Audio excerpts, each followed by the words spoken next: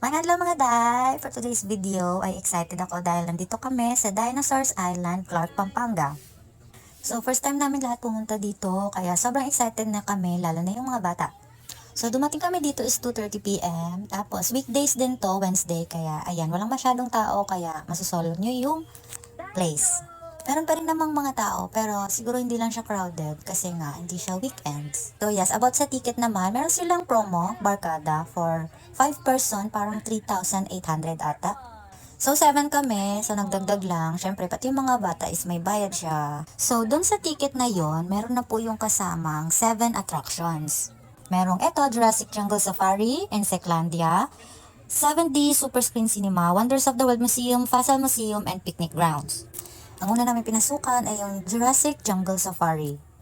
So, meron siyang parang train, sasakay kayo doon, tapos tigdalawahan na upuan, pero pwede siya sa 4 na tao. Kayo ko lang, ilas nyo tong Jurassic Jungle kasi talagang kabado 20 dito. Dito talaga kami pinaka nag-enjoy, tsaka sobrang ingay ko dito. Pero yes, kahit nauna naman siya, mag-enjoy na talaga kayo kasi nakakagulat siya be.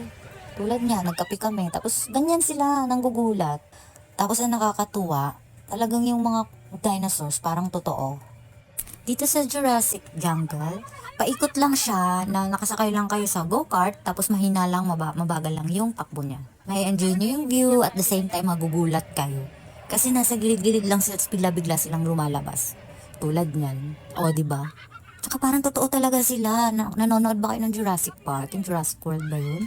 Tapos ito pa, si Kuya, gorilla. Talagang pumapasok siya dun sa... Magugulat ka talaga at nakakatuwa. So after namin sa Jurassic Jungle Safari, pumasok naman kami dito sa Dinosaurs Island. Dito naman talagang paguran kasi sobrang laki nung iikutan nyo. Tapos habang umiikot kayo, ayan, may makikita kayong mga dinosaurs at iba't ibang klaseng dinosaurs. Tapos meron din silang mga nakalagay kung ano yung pangalan ng dinosaurs na nandun. Tong time na to chill lang kami, tapos ayan, super lakat lang. May enjoy mo kasi yung mga dinosaurs na nandito. Talagang kung ano siguro yung height nila sa totoong buhay, yun din yung makikita mo dito. Tapos ang nakakatuwa, pag nandun na kayo sa loob, para talaga kayong nasa jungle. Tapos walang guide, walang ano, dadaanan nyo lang kung ano yung madaanan nyo. Tapos pwede rin mag-picture-picture. So eto, andito na kami sa T-Rex Encounter. Kung napapanood nyo yung Jurassic Park, di ba sila yung parang villain doon? Ayan, ito siya, sobrang laki niya. Tapos meron din silang mga boses na sumisigaw talaga siya na sobrang lakas. So para talaga siyang totoo. So ayan guys, nakita nyo naman, hindi lang mga bata yung mag-enjoy, pati na rin yung mga adult. So more on picture kami dyan and video, syempre kasi diba, ngayon lang kami nakapasok dito. Kasi ito, may bit-bit si Habibi na baby T-Rex. So dun sa Dinosaur Island, meron din the Fossil Garden. So pagpasok nyo dito, medyo iba siya dun sa napnadaanan namin nung una. Dito maaliwalas, tapos puro fossil lang siya. Mga buto, mga bones, mga structure ng mga dinosaurs. So hindi ko lang napakita sa inyo bawat dinosaurs na makikita nyo. Meron dun mga pangalan nila, anong klaseng dinosaurs sila. Ayun.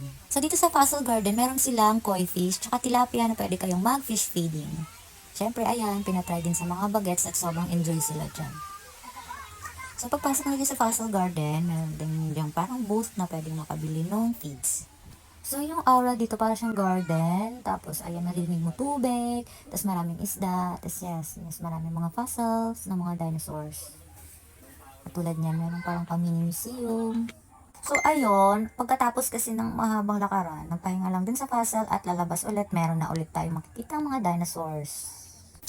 So, ayon sa mga oras na to, parang nakadalawang oras na kami. Mag 4 PM na to. So, andito na kami sa Raptor Containment Zone. Ito yung parang mga villain, di ba, na 4 na T-Rex. Yan. So, kung makikita nyo, gumagalaw talaga sila. Tapos, kung maririnig nyo, may mga boses talaga sila. Kaya, medyo natatakot din yung mga bata. Pero, nag-enjoy naman sila. So, yes, pangalawa pa lang to sa kasama dun sa ticket. Pangalawang destination pa lang to. Ito yung Dinosaur Island. Tapos yung kanina, yung Jurassic Jungle. So, napansin ko lang, mayroon talagang parang sa gitna ng lalakaran nyo, pero parang may pahinga. Tulad nito, meron ditong parang dig and discover. Meron ditong sand, tapos pwedeng maglaro yung mga bata. Tapos yes, eto, meron ulit tayong aabangan kasi dito sa part na to, meron silang dinosaur show. So, abangan niyo po yung pangalawang vlog ko. Maulang to mga day. Bye!